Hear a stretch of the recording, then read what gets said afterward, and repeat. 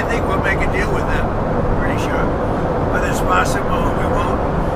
But we've had regime change, if you look already, because the White House, which is, I think, very important to us. Mr. President, deal in Iran this upcoming week. Say it? Sir, could you foresee a deal in Iran this upcoming week? I do see a deal in Iran, yeah. Mr. President, Could be soon. are you considering... To understand why Trump's comments sent shockwaves through diplomatic circles, you need to understand the backdrop, because this isn't happening in a vacuum. For decades, the United States and Iran have been locked in one of the most complicated, combustible relationships in modern geopolitics. Sanctions, nuclear programs, proxy conflicts, assassinations. The two countries haven't had formal diplomatic relations since 1980. That's over 40 years of distrust, hostility, and missed opportunities baked into every interaction. Now add this. Iran's nuclear program has been advancing rapidly. According to international watchdogs, Tehran has enriched uranium to levels that alarm Western governments. The window for diplomacy, if there is one, is not wide open. It is narrowing. And yet, here we are, a U.S. president suggesting a deal could happen soon. So what does soon mean? What would a deal even look like? And should we believe this is real, or is this political theater at its finest? Here's the thing about that quote. It's classic Trump communication, confident, vague, and strategically ambiguous all at once. He didn't say what kind of deal. He didn't say who is negotiating. He didn't say what Iran would have to give up or what the United States would offer in return. What he said was, there could be a deal very soon. Now, in diplomacy, words like could carry enormous weight. Could is not will. Could is not is happening. Could is a door left slightly ajar enough to signal intent, not enough to make a binding commitment. Analysts who follow Trump's communication patterns closely will tell you this is intentional. By speaking in possibilities rather than certainties, he preserves maximum flexibility. If a deal happens, he claims credit. If it doesn't, he was never really promising one. But here's the flip side. When a sitting U.S. president says something like this on the record, governments move, intelligence agencies pay attention, allies start making phone calls. The comment alone, regardless of what's actually happening behind closed doors, changes the diplomatic landscape. Now let's talk about what we know and what we don't. Reports from multiple outlets suggest that back-channel communications between U.S. and Iranian officials have been occurring through intermediaries, most notably Oman, which has historically served as a quiet go-between for Washington and Tehran. This is not unusual. Oman has played this role before, including during the original negotiations that led to the 2015 Iran nuclear deal, formerly known as the JCPOA. But back-channel talks are a long, long way from a deal. For a deal to actually happen, both sides would need to agree on the core issue, Iran's nuclear program. The U.S., along with Israel and European partners, wants strict limits on uranium enrichment, intrusive inspections, and a verifiable path that prevents Iran from ever building a nuclear weapon. Iran, on the other hand, has consistently demanded the right to a civilian nuclear program, the lifting of crippling economic sanctions, and critically guarantees that any agreement won't simply be abandoned by the next administration. That last point is particularly thorny. Iran has not forgotten what happened in 2018 when Trump himself walked away from the JCPOA, the deal painstakingly negotiated under President Obama. From Tehran's perspective, signing another agreement with Washington is a risk. What happens in 4 years? What happens if the political winds shift again? These are not small questions. They are the very questions that make any deal enormously difficult to finalize, regardless of what's being said publicly. Let's zoom out for a second, because no agreement between the U.S. and Iran exists in a bubble. Israel has made its position clear repeatedly and forcefully. Prime Minister Netanyahu and Israeli officials have long argued that any deal which allows Iran to maintain significant nuclear infrastructure is not just insufficient, it's dangerous. Israel views a nuclear-capable Iran as an existential threat, and it has the military capability and, some analysts argue, the political will to act unilaterally if it believes a deal gives Iran too much room. Saudi Arabia and the Gulf states are watching equally carefully. A U.S.-Iran rapprochement, even a partial one, reshapes the power balance across the entire Middle East. And then there's Russia and China, both of whom have significant economic and strategic ties with Iran. A deal that brings Iran back into the fold of the international economy could shift those relationships as well. This is why a single presidential comment, 4 words, generates this much analysis, because it's not just about two countries. It's about the architecture of a region. There are two schools of thought right now, and honestly, both have valid points. The skeptics will tell you, we've been here before. Optimism about U.S.-Iran talks has flared up and burned out multiple times over the past decade. The structural obstacles, distrust, domestic politics on both sides, regional complications, limitations haven't disappeared. A president's offhand comment doesn't make those obstacles go away. The optimists will counter. Something may genuinely be different this time. Iran's economy has been battered by sanctions. The country is under pressure, and Trump, unlike many traditional politicians, has shown he's willing to do unorthodox things, including, potentially, sitting across from a leader most of Washington considers an adversary. The truth, as is usually the case in geopolitics, probably lives somewhere in the middle. There may be genuine, tentative conversations happening, but a finalized, comprehensive deal, the kind that would actually constrain Iran's nuclear program in a verifiable, lasting way, remains a distant and deeply complicated prospect. So, here's what you should be looking for in the coming days and weeks. Watch for official statements from the Iranian side. If Tehran responds positively, even indirectly, that tells you something real may be in motion. If they dismiss the comment or escalate rhetoric, that tells you something too. Watch for the role of Oman and other intermediaries. These quiet diplomatic corridors are where real negotiations happen, far away from cameras and press conferences.